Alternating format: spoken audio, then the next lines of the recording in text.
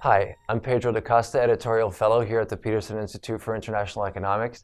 I'm joined by Institute President Adam Posen Right. and former member of the Bank of England, very relevantly this morning, since we're here to talk about the Brexit vote. Yes. So, first of all, what's your immediate gut reaction to the vote, and what do you see as the near-term economic implications, both for the United Kingdom and for the global economy? Well, Pedro, like any reasonable economist, I'm very saddened by the vote because the great consensus was, and rightly, that this is going to be very damaging to the UK and potentially quite damaging to Europe.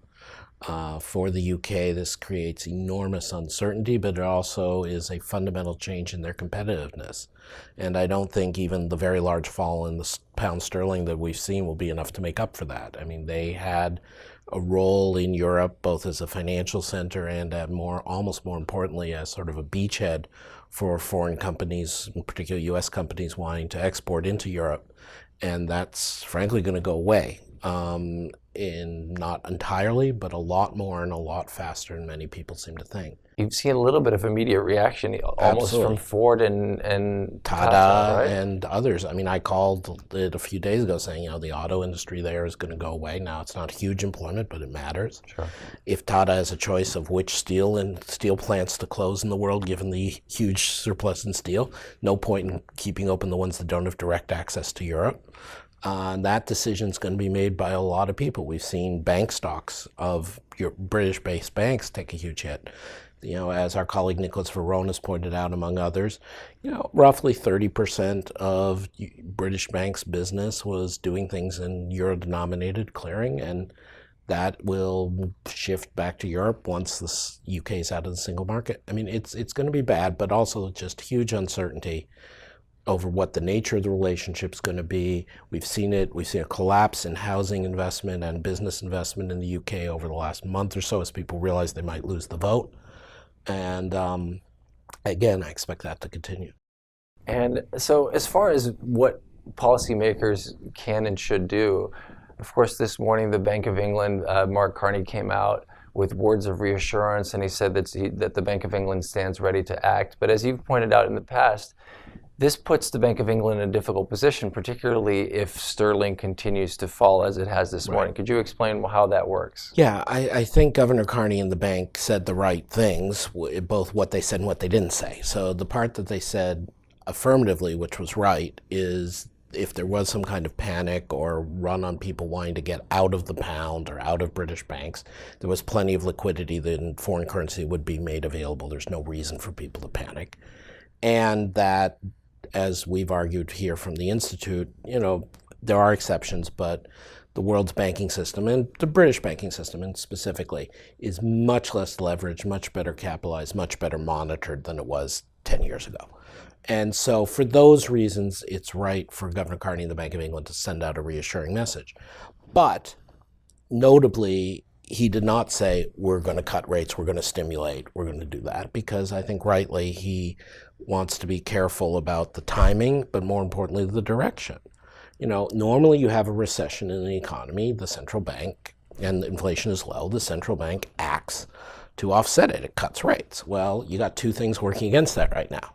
The first is this really big sustained drop in the pound, which I think will be sustained. I think it's a legitimate revaluation down of the pound, is likely to have big inflationary effects. And with so much uncertainty about the British economic policy and politics going forward, the Bank of England may feel it has to raise rates to counteract those inflationary effects in a way that in normal times, absent Brexit, they could say, like they did in 2008, well, it's a big shift, but it's not going to keep going. Mm-hmm.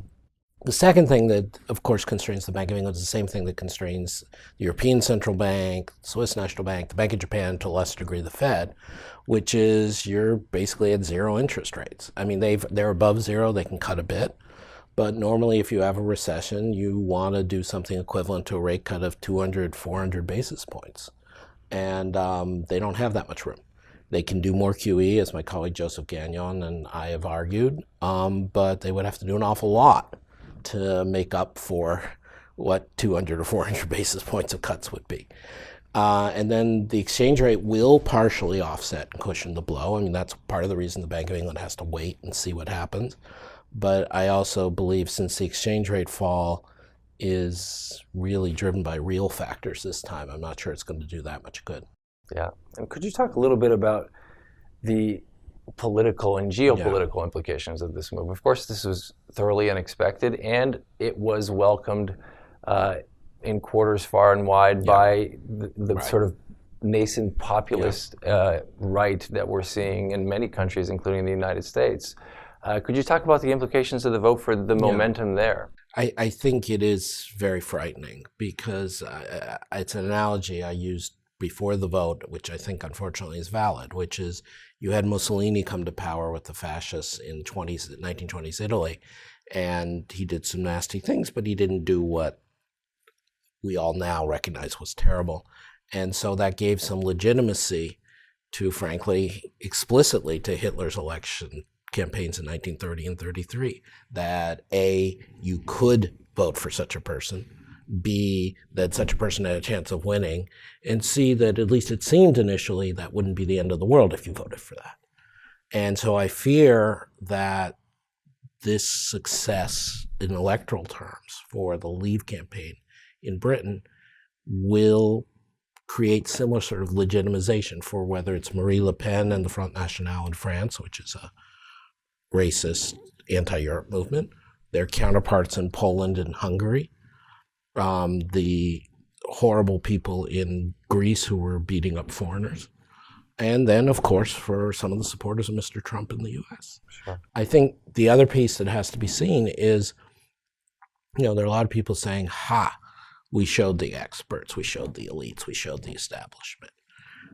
In literal terms, of course, Democrats, not party Democrats, people in democratic societies, have the right to say, I don't want to listen to you, have the right to make their decisions. But they also, therefore, have the right to be wrong. And this is, to me, is a very tragic event because a lot of the votes were driven by not just disregard for the economics, that's their choice, but by what we call nativism, that, it's my ethnicity, my nationality, little England, not big UK, not Europe. Britain first. Britain first, which, is code, as we know, for a lot of things. That's for some people is outright racism, for other people is intolerance, for other people is just resistance to change.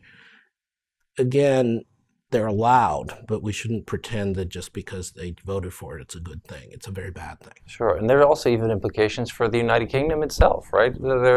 Our colleague Jacob Kierkegaard was arguing that it might not hold together in a 10-year time span. How would that I think a lot of people recognize that, but Jacob deserves credit for being out in front and pointing out that a particular source of problem is the border between Northern Ireland and Ireland, that you've had an incredibly porous border, as it should be, to allow for the peace process in Ireland, or the peace settlement, and to allow the Northern Irish people to feel both part of the UK but tied to Ireland. That's now going to have to become a real border. And that's not only going to have big economic effects on a lot of people, including most of Northern Ireland people who are very poor, but it will disrupt the political settlement. And we've seen Sinn Féin come out and say, this means we've got to reopen the question of unifying Ireland. Yeah. We know in Scotland, the First Minister has come out and said this reopens the question, we should have a referendum for Scottish independence, because Scotland voted enormously to stay in the EU and was overwhelmed by the votes in Middle England. The UK can't really hold together if once you go down this road of saying, I'm here for my own little narrowly defined ethnicity and locality. It is a United Kingdom of 4 nations.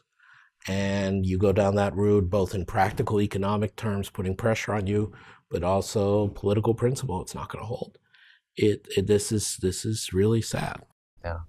And lastly, but importantly, I wanted to ask you about the practical implications. Yeah. I mean, I think people are very worried within Europe and outside. People have family there. Yeah. How is this going to affect travel and visas and working arrangements? I Do you mean, think it'll be a slow kind of drip for figuring out how this is going to work? I think in some ways it's going to be a slow drip, for your standard American tourist or even for your standard European visitor to the UK. It's not going to change because the UK has been outside of the so-called Schengen Agreement. You show a passport to get in and out. But for the literally millions of people who either are European Union migrants living and working in the UK or working part-time, being employed by companies that have relations with the UK, and just people who've made their lives there, this is going to create huge uncertainty. And, it is similar in scary ways, although I hope far less so than the Trump statements about Mexican Americans and others and people undocumented but longtime resident people in the US. That, if you really want to pursue this policy, you're going to have to send incredibly intrusive police around and military around, rousting human beings out of longstanding familial relationships and economic relationships and part in society on a very large scale. I am not expecting the UK to do that, but I do think that the fear of that kind of thing until this gets resolved for the couple million Europeans working in the UK is very real. And it's a very damaging effect, not just on economics, but on that society.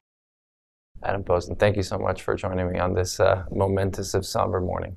Very somber. Thank you, Pedro.